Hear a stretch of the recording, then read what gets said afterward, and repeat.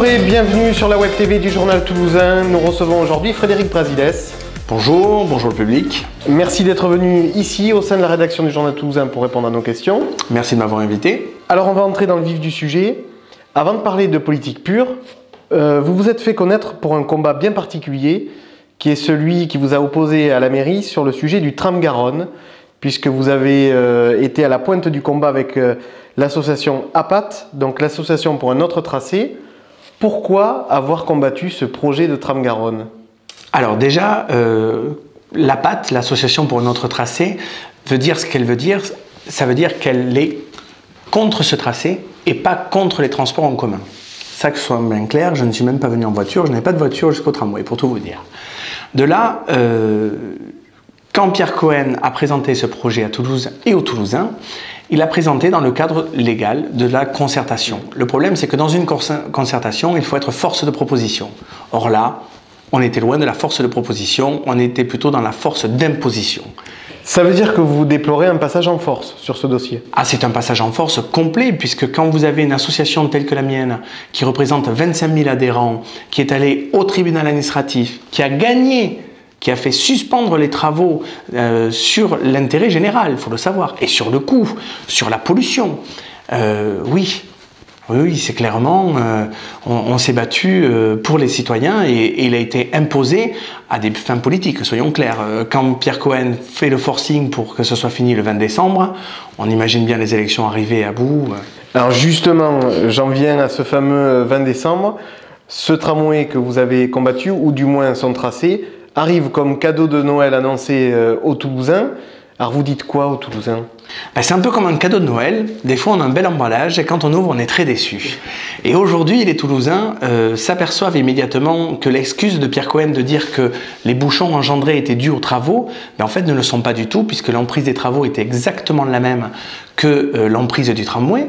Donc du coup, les reports de flux de voitures qui sont sur la rocade, dans les quartiers aux alentours, la fuite des gens qui ne viennent plus vers la ville, qui met en danger les commerces, tout ça, je crois que c'est vraiment un mauvais calcul, même politique, de la part de Pierre Cohen. Alors, il y a un autre sujet, j'allais dire, qui fait polémique en ce moment, c'est le BHNS, où il y a tout un quartier, celui de l'Ardenne, qui se dit mobilisé contre, là aussi, le tracé de ce bus à haut niveau de service. Est-ce que vous faites un comparatif entre les deux projets, puisque vous avez parlé de passage en force? C'est un peu ce que disent les gens de l'Ardenne. Alors, d'abord, il n'y a pas que l'Ardenne. L'Ardenne a été le fer de lance de ce combat, et est le fer de lance de ce combat, mais il est vite rejoint par Saint-Cyprien, qui vient de faire signer une pétition en ligne de 1895 signatures, je crois, à la semaine dernière. Donc déjà, ce n'est pas qu'un quartier, ce sont deux quartiers. Puis, quand on va demander un peu en aval, on vous dit nous non plus, on ne le veut pas. Et imposer un tel tracé alors que d'autres options peuvent exister beaucoup plus importantes pour faire arriver un BHNS, qui n'en est pas un d'ailleurs au final, puisqu'un BHNS se veut d'être tracé le long des voies de voitures. Or là, il y a des endroits où le BHNS et les voitures ne peuvent pas passer. Il y a des maisons, on ne peut pas exproprier tout le monde non plus. Et on ne peut pas faire agrandir une rue de 300 mètres pour faire plaisir à M. Pierre Cohen. Alors là, c'est compliqué. L'avocat du diable que je suis pourrait vous dire, aussitôt les travaux finis, on oublie ce qui s'est passé avant. On le voit aujourd'hui avec le fameux plan Bousquet qui a permis de refaire la rue Pargaminière. Aujourd'hui, on voit très bien que les rues qui sont à proximité, telles que la rue des Lois, demandent maintenant la piétonisation. Est-ce que là aussi, est-ce qu'une fois que le tramway sera arrivé, le BHNS sera arrivé, les gens ne vont pas oublier?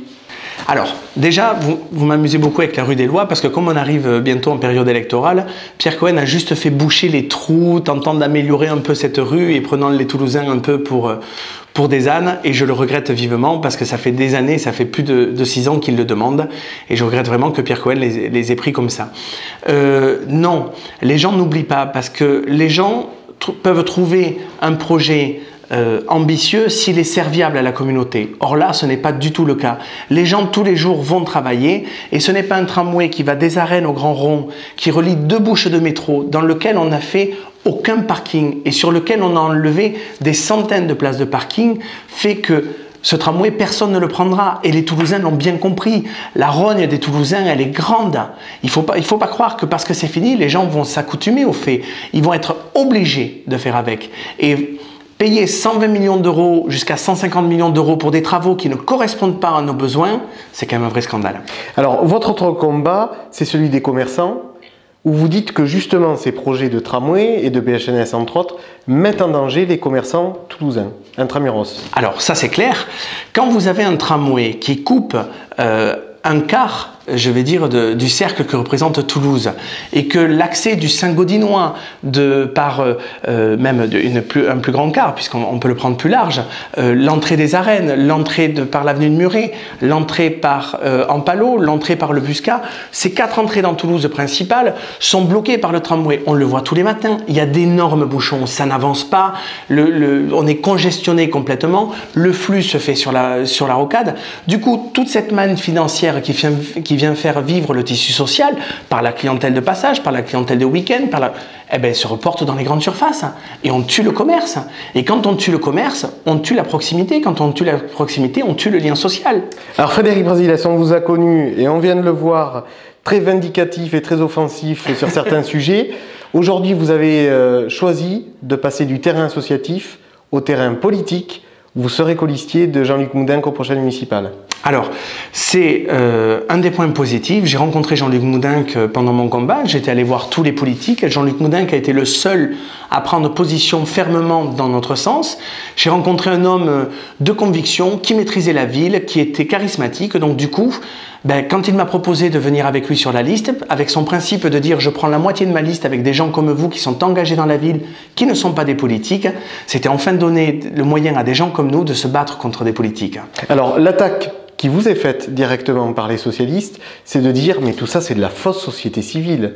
Ce sont des gens qui étaient engagés auprès de Jean-Luc Moudenc depuis longtemps et qui nous ont plus ou moins égratignés sur certains sujets, vous le tramway, mais d'autres commerçants sur l'Ardenne. Écoutez, ça m'amuse beaucoup parce que François Briançon lui-même a été surpris de me voir sur la liste de Jean-Luc Moudenc parce que j'ai des valeurs qui sont très sociales. Je n'ai pas des valeurs socialistes aujourd'hui parce que le Parti socialiste ne correspond plus à des valeurs du tout dans lesquelles je pourrais me reconnaître.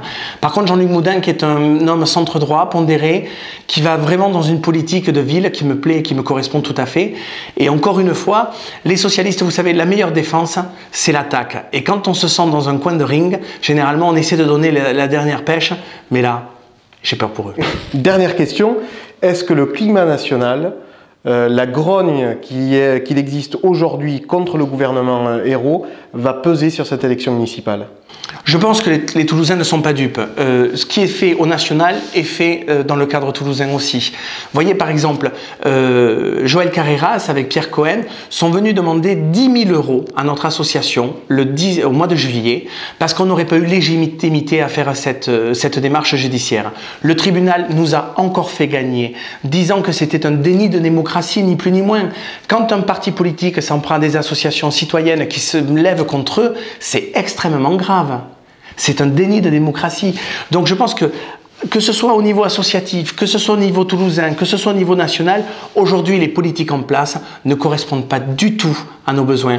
Nous avons besoin d'une politique au quotidien. Et je crois que la réponse vraiment, c'est Jean-Luc Moudenc. Frédéric Brasiles, merci d'être venu ici à la rédaction du Journal Toulousain. Je vous remercie beaucoup de m'avoir invité. Merci aux gens qui nous regardent. Vous pouvez réagir sur tous les réseaux sociaux du Journal Toulousain et à très bientôt.